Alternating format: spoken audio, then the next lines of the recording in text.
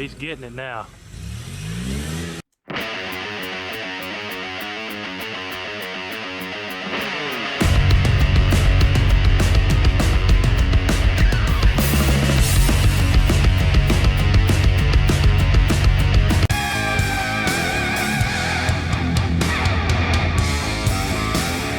Hey everyone, welcome to Metal Customs. Today, we're back on the 58 Biscayne, and we're trying to finish up some mechanical work. I'm in big hopes on this video here. We're going to fire this thing up, or at least that's the goal. But first things first,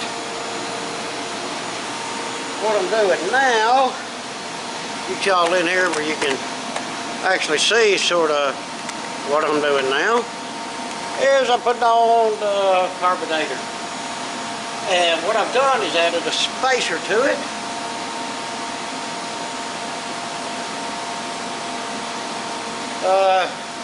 Spectra had this one.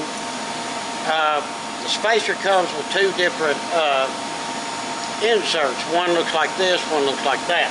Since we're using an Edelbrock, I'm using this one right here. And decent looking little kit. I hope it seals up good. I'm worried about the spacer thing on the inside, but hopefully that'll be fine. And it did come with the hardware, come with the studs, and as you can see, they are plenty long enough. So what I'm doing now, I've got the gaskets on there, the studs on there, and I'm just going around here and tightening up everything. And I'm doing it just a little at a time, not cranking particularly on one bolt or the other. It's sort of a crisscrossy pattern until I get this thing good and tight. I'll get that done, and we'll go here and hook up our linkages. I've got the carb all tightened down. Now, first thing we're going to do, you just stay right there, is grab our kick-down cable for our transmission. A little bit of rerouting. A little cable holder doohinker here.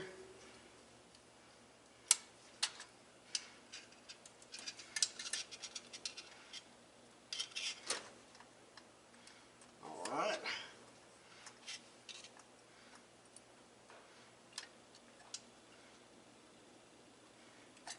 Holding the throttle wide open.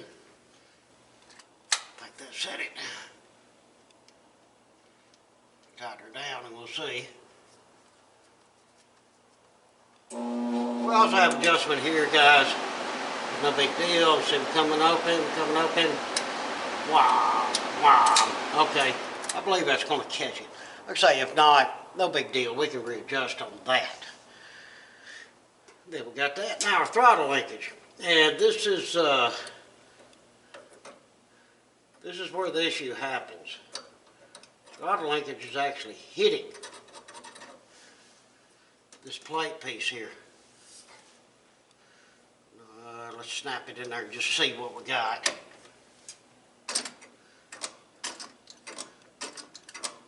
Oh yeah, it's all over it. So we're going to have to do something there, most definitely.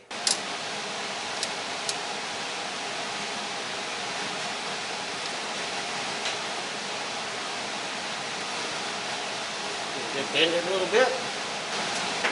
What this is for, if you have a cable type linkage, then it'll go through there for your throttle. There's nothing wrong with doing a little bit of fine adjustments without breaking anything, just in case later on maybe you want to put a cable linkage on it. There we go. No problem. Now we got no hidden or anything like that. The only thing I need to know is if this is getting full throttle.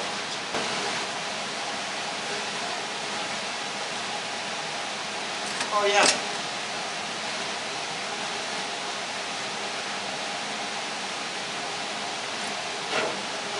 throttle me. That went a lot easier than I thought it would. Let's get us a turn spring in here.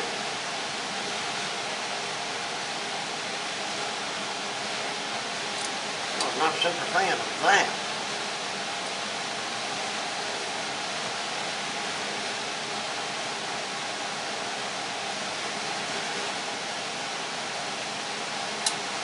This holder set up to do a bunch of different springs or what have you, but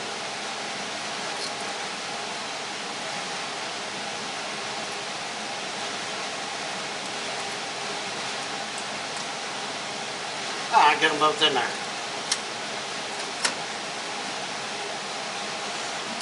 And it's wrong. This is hitting the idle screw.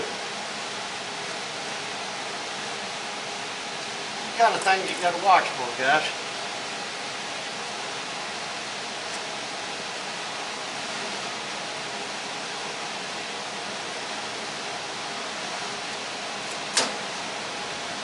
Alright, I think that'll be fine right there.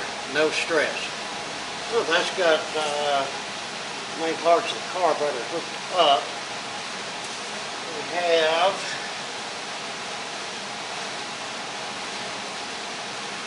back in for our power brakes. That's a nice thing to have.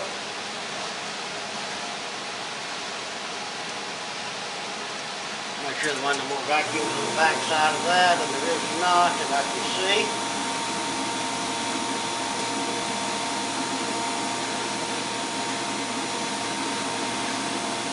Oh, we'll have our PCBs over here. Of course, we've got a fuel line that we've got to hook up. That's easy putting.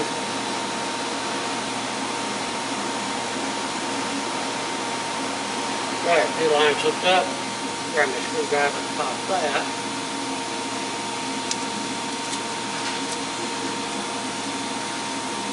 So I can find my PVC.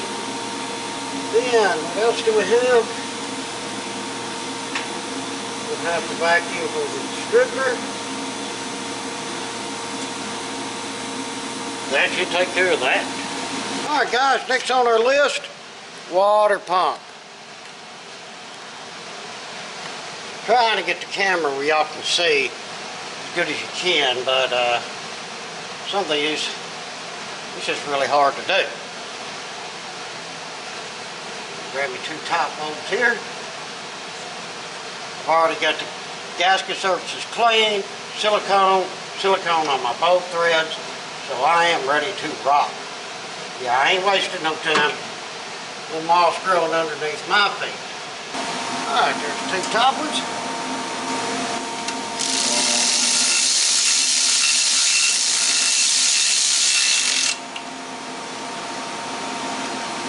I'll give it a little bit of, yeah, it's tight enough. Tighten up.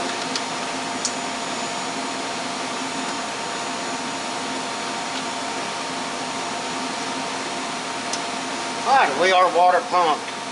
Well, next thing is alternator. I went ahead and put on the bracket and just set it in place because I want to show y'all what the issue is.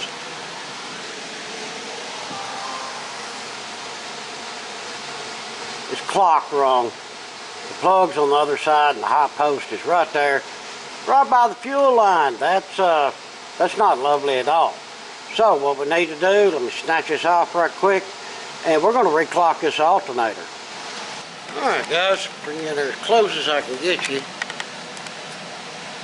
Alright, what I've got here is the alternator's, of course, down here. I would like for these to be up here. So basically, 1, 2. 180 is where we want our height post to be. So, that's where we want it.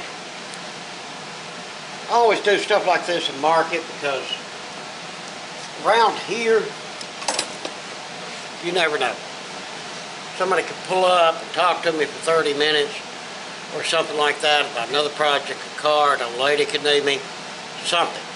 Always mark your stuff for what you intended to do. Now, first things first, you have 4 bolts here, They're 5/16. And if you put it on loosen, it works better.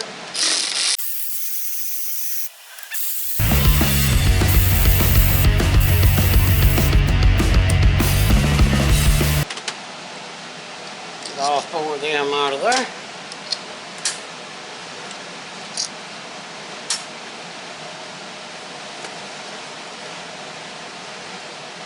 Oh man.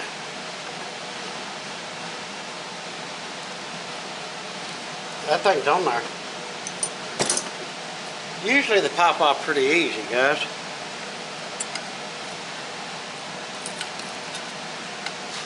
Little screwdriver in here. Yeah, I can feel it now. Alright. If y'all ever want to see what the inside of a alternator looks like, and there you go. Now the only thing that we really have to deal with here in reclocking and putting it back together is the brushes. And I'll show you how to get them back in there in just a second. And some of y'all are asking, well, why couldn't you just loosen the bolts and spin it? Because the brushes would not come around here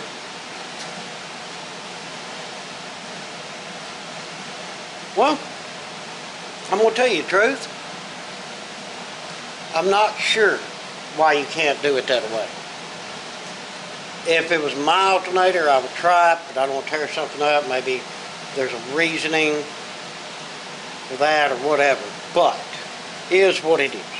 Alright, what you're going to do, you're going to push both sets of brushes back down in there. Then I got an Allen wrench that'll fit that hole. Now that hole is right through here. So let's go ahead and see how fiddle fingery we are today.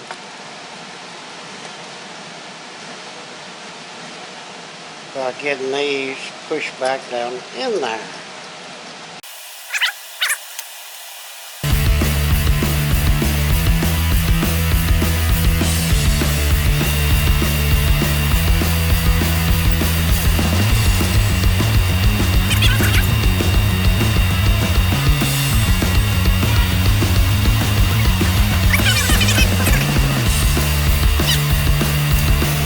I've got them pushed in there. Now, I got to get them pushed back far enough so I can insert this Allen wrench in there. So, let's try this. We'll take another Allen wrench and use it like this to push it in. Then we're going to do them one at a time while we try to put this one in there.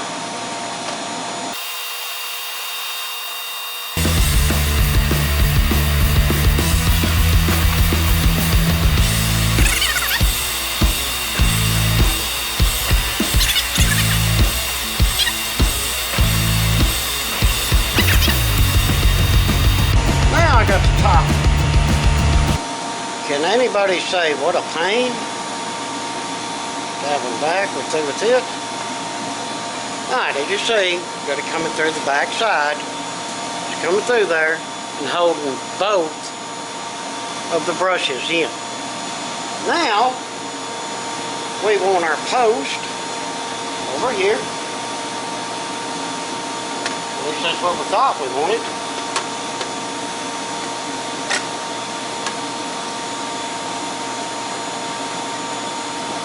There we go. So we'll just click right back down in here. I'm going to put my bolts in before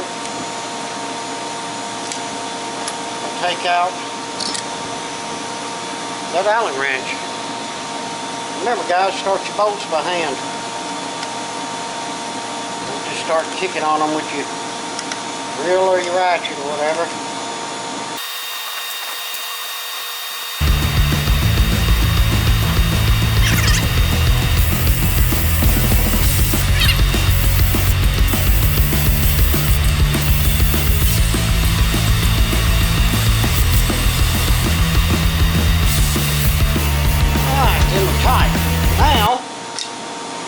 pull that out. And guys, that's it. It's that simple to reclock an alternator, one of these older style GM. So now, let's put it on the car. Right, alternator's installed, so is the wiring. When I had wire loomed all of this stuff and got it where it's supposed to be, I run this up under here so it wouldn't be so funky looking and, you know, all over the place. Fuel line. And I reckon it's okay, but I don't like it rubbing right here. I'll put some plastic loom on that, and that'll take care of that. The ground wire is good. Our hot wire, probably gonna have to cut it some. We'll see once we set the battery in there. But that's all good. Let me grab a piece of loom and throw on that fuel line, just better safe than sorry thing. Then what we need to do is get our pulley, our fan, and our shroud back on, and then check our belt alignment from our alternator crank and the new water pump. So let's do that. I've got all of that back together, and it went just fine. The only issue I see, sitting there looking at this alternator belt versus the water pump. Now, to me, guys, it looks like the alternator's sitting out some. So what I'm going to have to do is take this spacer out here, cut just a shade off of it. I'm talking maybe a 1/4 inch at the most, and put it back in there, and that should line that back up. But besides that, everything went together fine. So let me cut that spacer, and then we'll come back and see how that works. Well, I've been a little busy. I think I pretty much get everything done. Well, got that alternator spaced. Yeah, look at that alignment now. Depending on how I hold the camera, but yeah, there we go. Yeah, it looks good. All that wiring's tucked up. The hot wire's been redone. I've got everything on there, I do believe. Filled it full of antifreeze. Yeah, I didn't have a fitting for here or here. So I put this brass one in here, put this here, and then took one of them hoses and just made me a little bypass. That way I won't have a leak and I can fire it up and run it. I think that's got everything, I think. Yeah, I'm not really seeing anything that I missed that I know of. It might be time to just hook up the battery and see if this thing will start and run.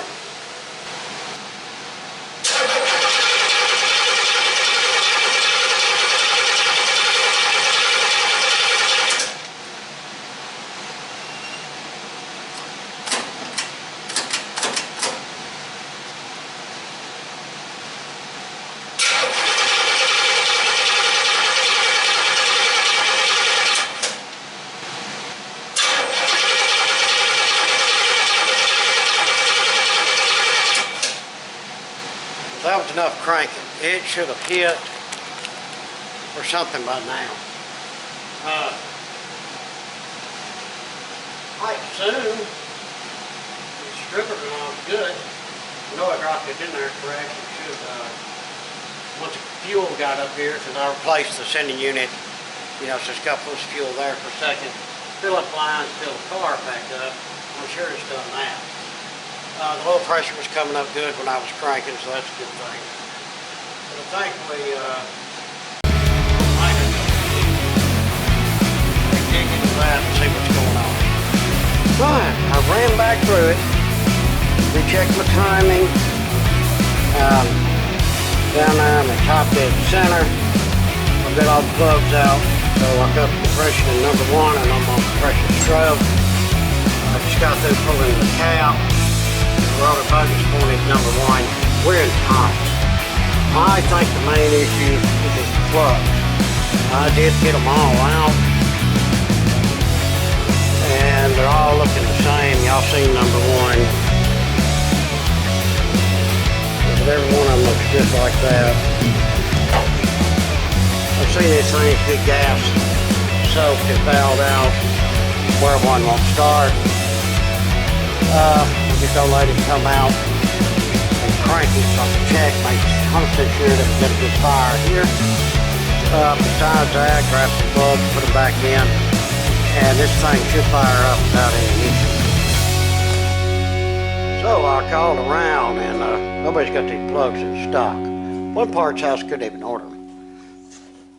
Some of y'all might have even seen the big socket plugs. Yep, these are Autolites 295s. But O'Reilly said that they could get them for me, and I should have them in the morning.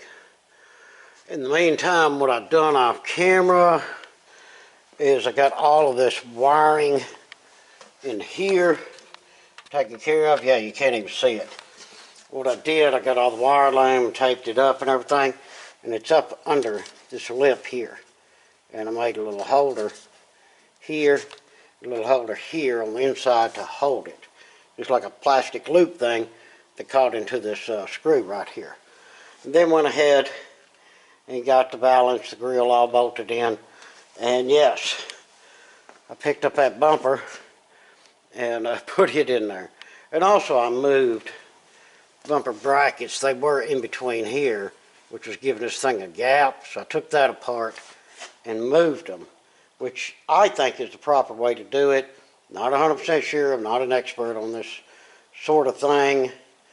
Know a little bit about something, but don't know nothing about everything. You know what I'm saying? But I think it looks a lot better being pulled together that way. And also pulls the sides in a little bit closer. I'll show you the rear bumper so you can see the difference. See what I mean with the bracket in between? Camera focus. There we go. See how it's got the gap in it?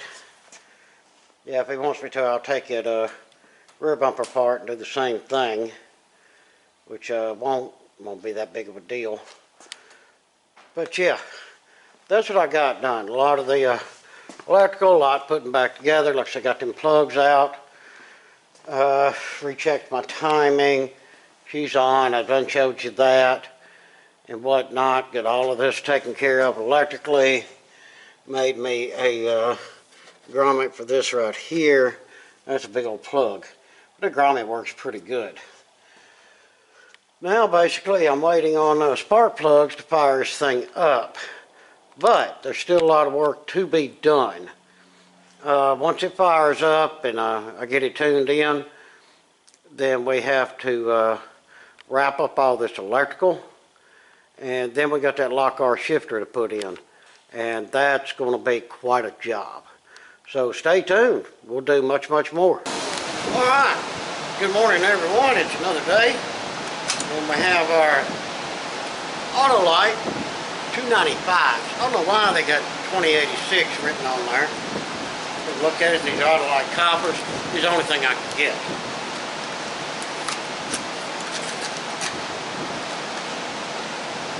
Yeah, Autolite 295s. That's it, and the gap at 45. I know I've seen it here just a second ago. 45.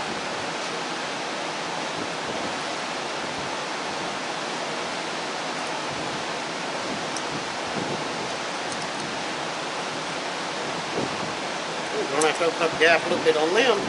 That's what this is for.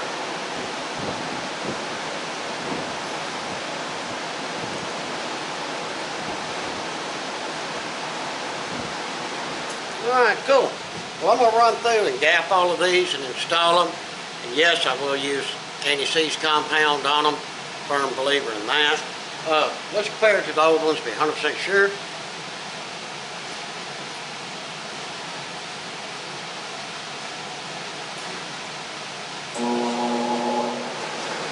And yes, exact same plug. I don't care what it says on the box. Guys, always compare your plugs and be 100% sure you've got what you want. But yeah, and a little anti-seize on them, and let's get these bad boys installed right quick. Well, got the new plugs installed. Well guys, I've been fooling with this thing all day long. I have went back through every piece of the wiring, make sure I got good connections and all, and then we got fire at the distributor, and the pink and green wire, when you crank it, that wire's hot. But it's only hot when cranking. Can't remember if it's supposed to be that way or not, but hot at cranking, the thing should fire. The thing about it, I'm not getting no fire. Look at one of these spark plug thingies. I actually can pull number one all the way in here where I can see it. Try to get in here and shadow over it, and I see no spark whatsoever coming out of this. I'm assuming that that's a pretty good ground right there. Yeah, not sure. Maybe we got a bad distributor. I might have to check this stuff out just a lot closer. Well, I just got off the phone with the parts house. Y'all, by the time I buy a coil, a module, a cap and button for this thing, it is cheaper just to buy a brand new distributor that comes with cap and button, everything brand new. Just drop it in, bam, Bob's your uncle, and there you go. So that's the route I'm going to do. I just called the parts house. They do have it in stock. I'm going to run up there shortly and grab it. But I wanted to explain to y'all the electrical on this thing. And I don't know, throw a word of caution or just common sense at you. I really should have checked for spark a while back. But, I mean, you know, when the car arrived, you know, a gentleman said it ran, but it just ran rich. So I really had no reason to suspect that the distributor was bad. But what I'm thinking, all that cobbled up wire, and they had some hot wires that were backfeeding and everything, especially going to the distributor. And a lot of splices, they just burnt that distributor up is what happened. So it's, like I say, a lot easier to just get it done. And what I'm going to do, now, y'all can see this plug right there. We've got that white plug. It plugs to the distributor. That's the battery. There is a large pink and a green wire going to it. Well, I took that harness apart. Not this one, the old one. And guys, here's the pink and the green that I was just showing y'all. This green just goes to the starter, to the solenoid to crank it. It's tied into the pink. So the only time you have power here, when it's wired up correctly and not rigged, is when you're cranking. I mean, I traced all this stuff down through here, and it's just honestly a bunch of weirdness to me. I'm going to call that a flaw in the wiring design. That's all that I can think of. So what I'm going to do, the motor's cranking fine. So I'll unplug that, tape it up, and you know, just loom it where it's nice and neat and out of the way. I actually think there's enough of it to go back through the firewall or to be inside the dash. Then what we're going to do is I'll just come in here and no rigging or BS. Here's a little diagram showing us what's what on the ignition switch. Battery hookup, accessories. That's actually the pink and the brown. And then ignition. This ignition wire is tan. So, this is the ignition wire right here. That's tan. That's on a double post.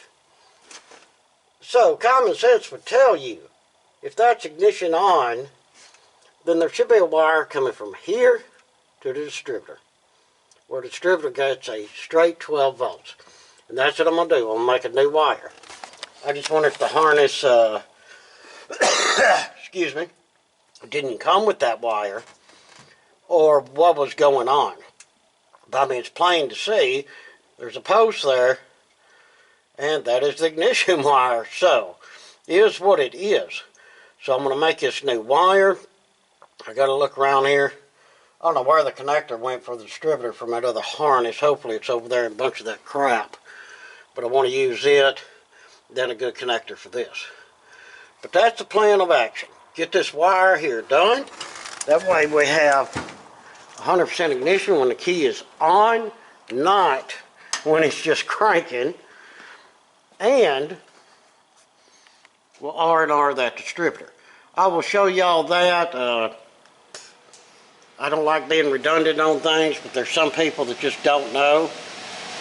It would like a how-to on a lot of this stuff, just like reclocking the alternator. Some of y'all probably knew how to do that, but I thought I'd throw it in. Same way with pulling a distributor and dropping another.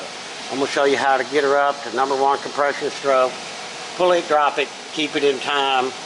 You don't want to get 360 out and have that poof go when you try to start it. Yeah, that's always bad. But I'll show y'all that.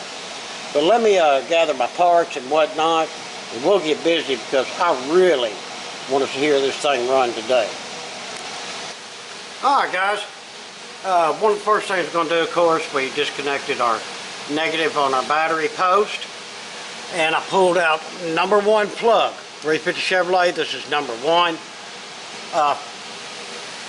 Cylinders are odd, even. 1357, 2468. Firing orders 1843, 6572, and it goes clockwise. You can look that up anywhere and find it. But what we're wanting to do is get this thing on top dead center on compression stroke.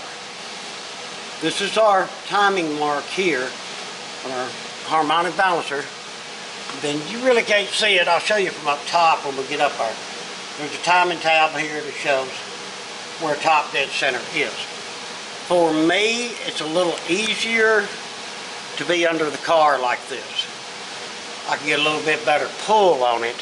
And what you're doing when you're coming around towards your compression stroke, you want to have your finger in that hole. You will actually feel it push your finger out, and you know you're on compression stroke. So let's see if we can do that. I know the camera's about in my way right there. Let's try that. Yeah, I'm going to be right in y'all's way, where it won't be in my way and I don't hit it and knock it down and break it. Alright, we're not worried about getting our finger in the hole yet. We want to get our mark on up top.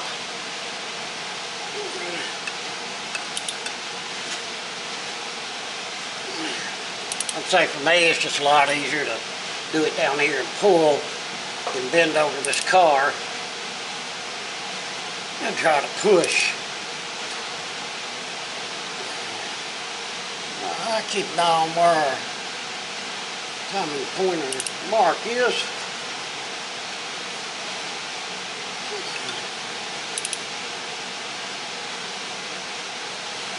Alright, right now it is about 11:30 position, so I'm going to go ahead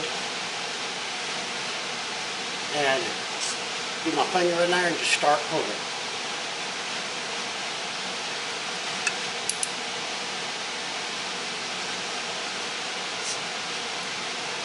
I felt it.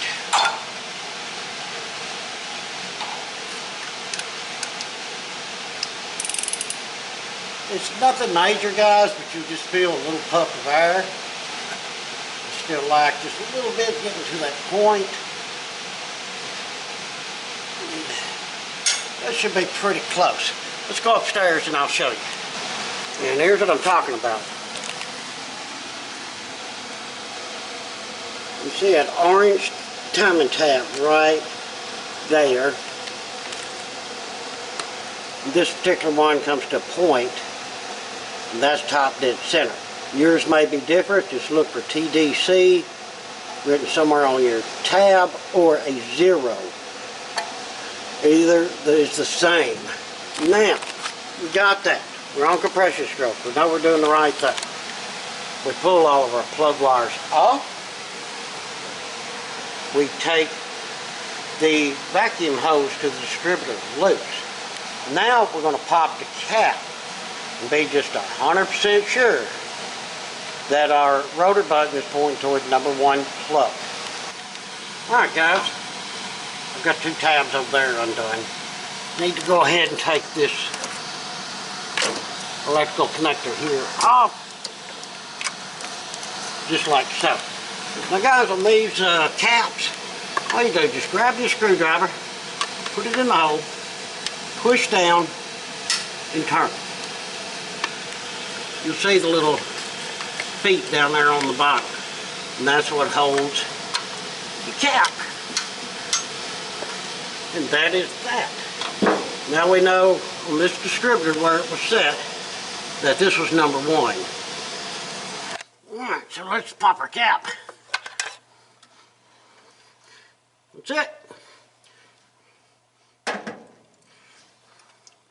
Rotor's pointing towards number 1.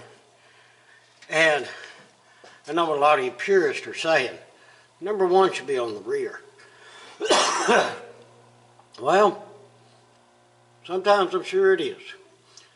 But what I done, because this was a vehicle that was running when it came in. I mean, I never heard it run, but I believe what the man says. And I know the man that put it together. For sure it's in time. This is where they had number 1. So that's where I'm going to put number 1. Now what we'll do, we'll come over here to this side. Y'all see that bolt right there? That is the distributor hold down. Grab you a 9/16 and get that bad boy out of there. Alright, we have the bolt and the holder out. So now is an excellent time before you pull that distributor. Make a mental note of where that rotor button is pointing. I mean, for me, this particular application, we're right at 6 o'clock. Think of it like a clock. And since, I mean, nowadays everybody's got a cell phone, take a picture of it, man. And since you got everything loose, grab your wires. They can hang sometimes on something pulling it out. And just grab the distributor and try and do everything one-handed here. And it will come out of there.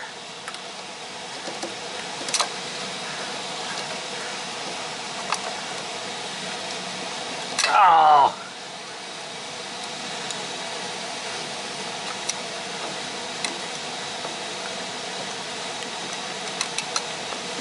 Sort of difficult one-handed. And there is a gasket down there, guys. Watch that gasket. You don't want to lose it. You want to make sure that you put it back. And there we go. And there's that gasket I'm talking about. Yeah, I'm trying to set this down. Go ahead and get your gasket. There's your leaking oil all over the place. We'll get it off there and we're just going to set it right there. But that is a distributor. So we got her out. I'm going to pop the cap and stuff back on this one. I don't know if there's a core charge for the distributor itself and the coil, but I'm going to be better safe than sorry. And there we go. Yeah, I put it in a plastic bag, but I wiped it, cleaned it off. I don't want any of this oil from the end here dripping in my trunk. So, I'm on my way to the parts house.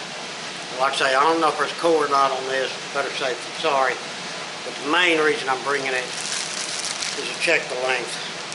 Make sure that I got the right distributor. Cool. Well, off to the parts house. Alright, just got back from the parts house. We got our distributor. Got some electrical connectors. And while I was there, I noticed they had a crap load of bulbs. I went to AutoZone. It's the closest one to me. And I was thinking, man, we're having a hard time finding the license plate light bulb and interior bulb. Check it out. I'm going to check them, but I think that's one for the license plate. I'm pretty sure that's one for the license plate. And the interior light. I know it looks like an 1157, don't it? It's got the double prongs. That's what the interior light has. But the thing about it, see the tabs? They're straight across. Where an 1157 has a tab and a tab up. So I think these are the right ones. If they are, then we've really lucked out. But here I got a, I didn't get a reman, I got a brand new distributor. And it wasn't super expensive.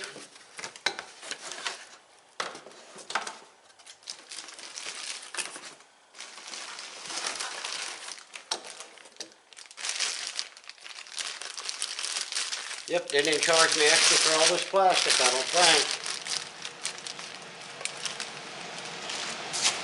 Silicone gel bag. Directions. There it is. One red cap distributor. Pretty cool since we got an orange motor. I like the red and the black. I did check it. Check the length on it to make sure that it was the same as one we pulled out, and it is. I'm going to get this little thing off the bottom here. Alright, cool. Well, we need to get ready to drop it in. Make sure there's nothing else in the box. Of course there's nothing else in the box. Just a box. Alright, well we got that. Oh, I got my wire made. Just plug onto my ignition switch on that hot on. And then I found this out of that old harness that plugs into the distributor. And since we had the green wire hanging out of it, which is a ignition on, and then put an end on that. And I'll measure it and put an end on this to attach. This will go for our electric choke. So sort of a two bird with one rock sort of thing here, or strangle two birds with one piece of wire, however you want to say it. But yeah, we got it going on. Well, let's get back here and jump off in the engine and drop this distributor. Take the cap off first and we see where the rotor button's going. So let's get it dropped and get this thing put together.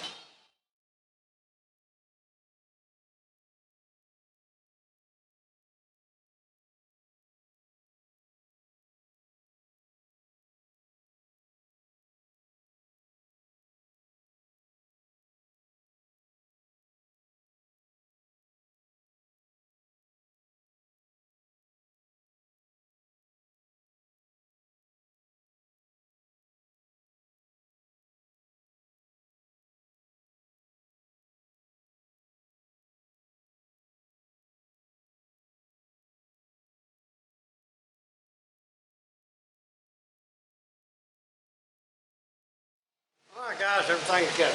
Everything's dropped in, wires are on, all the electrical's done. Really no reason why this thing shouldn't start up and purr like a kid. Let's throw a negative cable on.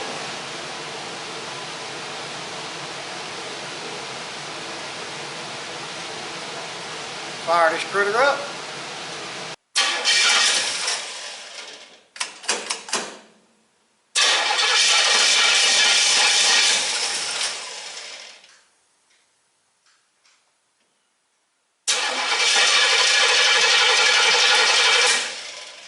Well guys, I mean, you see it did start up, but just won't run. It's like it's flooding itself out. I don't know if that's exactly what it's doing. I'm going to pull number one plug and take a look at it. But now we know we have fire. That's always a good thing. But let me pull that plug and check it out a little closer.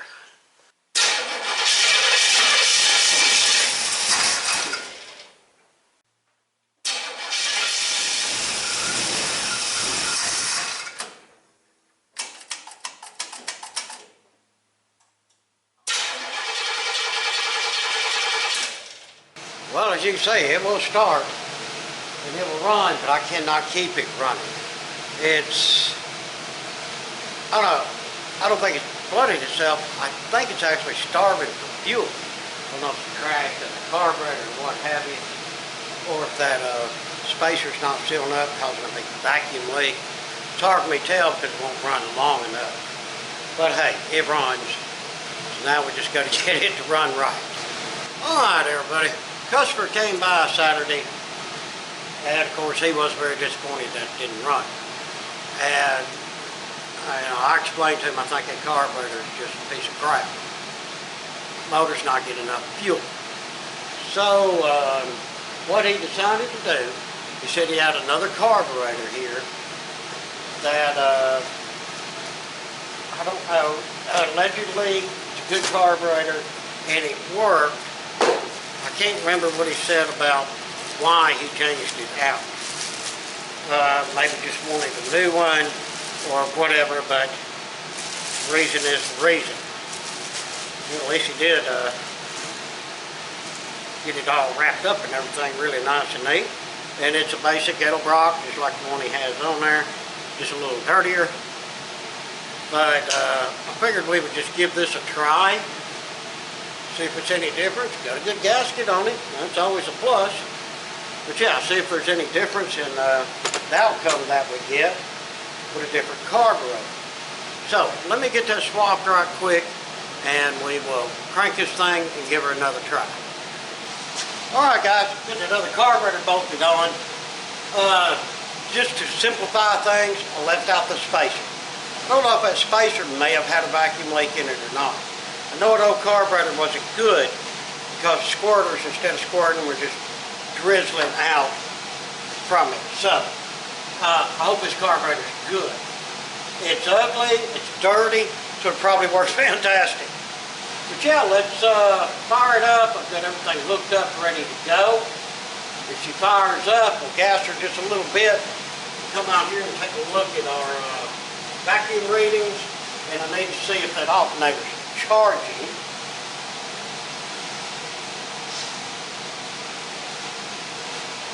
So let's go ahead and get that ready. Yeah, this is how confident I am that my diagnosis of the carburetor being bad was correct. Sometimes you just know things. Move the height, stay in there. Get the ground to stay in there. Well, if I take it off AC voltage, it'll help. 12.40 right now. Alright guys, all your fingers crossed. And I did prime the car and dump the fuel down it too.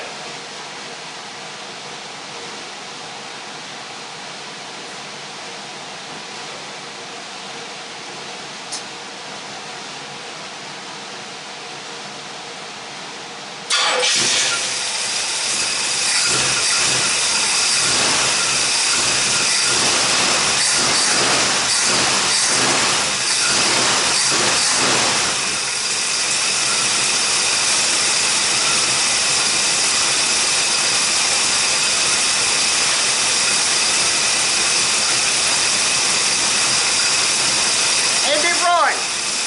60 psi on the oil pressure is going. 1435, 36. Charging system is working. I don't see gas coming out nowhere. No knobs, no rattles. Sounds pretty good. My vacuum gauge is saying a little bit too much. It's over the green. Let's just tickle the time in a little bit.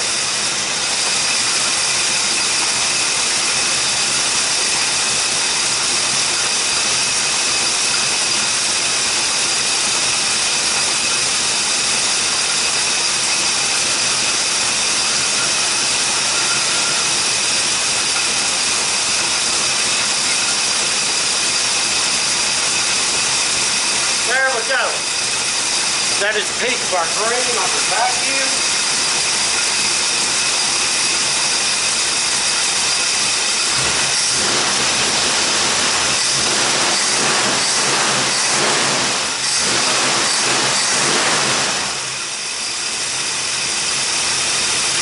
That's running pretty good. Idle's pretty good and all. I'm not touching that carburetor. Let's say I moved that timing a little bit where I can get green in there on the vacuum, and I'm happy with that. It revs up well. Now, the only thing remaining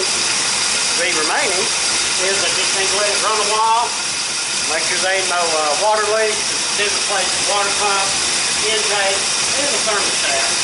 And it needs to cycle so the thermostat opens to make sure she's full of antifreeze. And I watch the temperature gauge as well. But yeah, I was right. The carburetor was bad. Cool. Not cool that I'm right and I'm trying to be a smart ass, but I'm just happy that the thing did run. It was just a carburetor problem. It wasn't something, oh my God. So yeah, we had a bad distributor, fix that. Bad carburetor, fix that. Oh, Chevy rock and roll again. Let's go to the back and look at them pipes.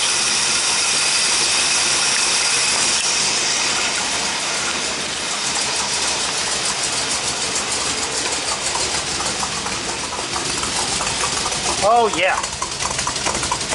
And guys, the gas smell is pretty much non-existent back here. It's burning clean. See the condensation coming out? That's a good thing. Chemically, byproduct of properly burned fuel is what? Water. And that's what this thing's spitting out. Not too red, sitting here idling, just pretty as you please. Yeah, I'm sure the cylinder's got washed down a little bit. Got a little bit of puff of smoke is probably that. That'll come back around, no problem. Well, cool. Well, we'll let her sit here and run a little bit. Check our gauges. Temperature's just now starting to come out, but I just now fired it up. We know it's charging. I don't even have that hooked up. We're at just a shade under 60 psi of oil. I'm liking it. All right, cool. Let it sit here and run a while, and I want to see how it starts after it gets fully up to temp. All right, it's been running for a while. Yeah, I got the lights on, and we'll check the alternator again. Still 14.4 charging. We got 55 pounds oil pressure, 23 pounds of vacuum. And it seems like temperature's going to sit right at 190 and not move so far. Everything's looking good. Yeah, I've got no complaints here, guys. Yeah, to your light. Yeah, I want to do a light check. Yeah, parking lights. Remember, the inside ones are now backup lights. Yeah, we're going to have to work on my light here. We've got a bad connection. There we go. Yeah, license plate light. Check our gauges again.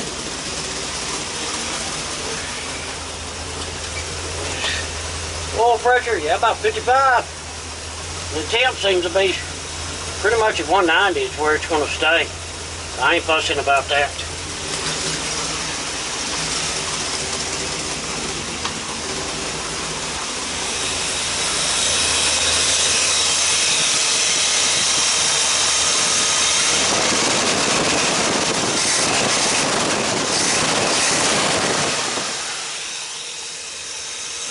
Oh yeah, that whole carburetor's doing the trick, ain't it?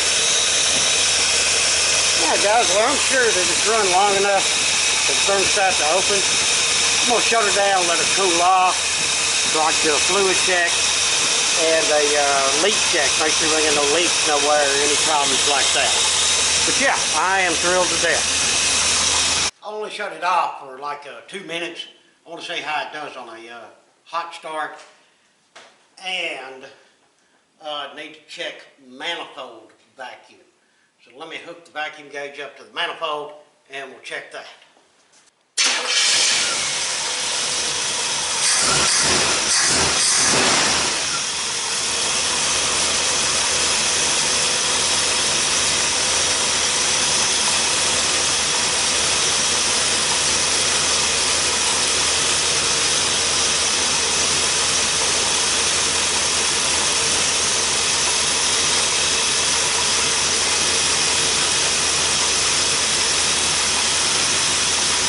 24 pounds of vacuum at the manifold. That, in my opinion, was a perfect hot start.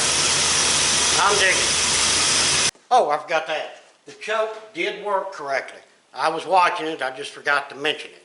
It was closed when we started cold, and then she opened right up, a couple flaps of the gas, and done its thing. So the choke is choking and unchoking. That's a good deal. Well, I mean, we did run into some issues. We had the wiring issue where we had to make our own wire for the ignition on. We had a bad distributor. And then we had a bad carburetor. It seemed like we got plagued by little stupid problems. Just kept throwing us that curveball. But that's all right. We play baseball pretty well. If we can hit a curveball, it takes us a couple swings to catch where it's at, if you know what I'm saying. But I'm very, very happy with the work we have done on this car thus far. All the electrical, all the lights, getting the engine back to running again, and it's running good. It sounds great to me. I adjusted on that carburetor a little bit. I know I said I wasn't going to, but she was cooking a little rich, so I adjusted on it just a shade, and it seemed to clear that up. I mean, it's an old carburetor that's been sitting on the shelf. The biggest thing now, the car probably just needs to be run some, get everything lubed back up, and get it back into the motion of the ocean, right? Right. But, just got off the messenger with my customer. He is thrilled to death. I can just tell by the way he's typing and what he's saying. And when I have a happy customer, that makes me happy as well. We all know that. If your customer ain't happy, then I ain't happy because something ain't going right, and I'm going to do everything in my power to make it go right. But I do believe we're going to wrap this episode up. We accomplished what we wanted to. Took a little longer, and you know, in more parts than we first thought it would. But hey, welcome to fixing up cool old cars. That's just the way it goes. Well, everyone, I appreciate you watching. I hope you enjoyed that. I did. Finally got this thing running. It sounds great, and I'm just thrilled. But if you would, throw us down some comments. If you're able, hit us up on Patreon and or the Super Thanks. And please, like, share, and subscribe. Really like to get this channel going good. Me personally, I think we should have a lot more subscribers. I'm trying to do some really good work and make some good videos here, so y'all please subscribe and share and hit that like, and you know, try to get the channel going better, and better it goes, maybe we can catch a little bit of sponsorship here and there. And that sponsorship, you know, if I get a bunch of free stuff, I'll put it on the customer's car. I'll give it to them for free, just so we can test it out and make some good videos for y'all to watch. I got no problem with that. But that's what I'm after, building it up and just doing better and be able to provide y'all with better videos and doing cooler stuff to these cars. All right, well, I'm going to quit yapping because I'm all excited that the car is running now, and I'm going to get back to work on some other stuff. But thank y'all very, very much for watching and supporting the channel. Until the next one, we hope that everyone has a fantastic day.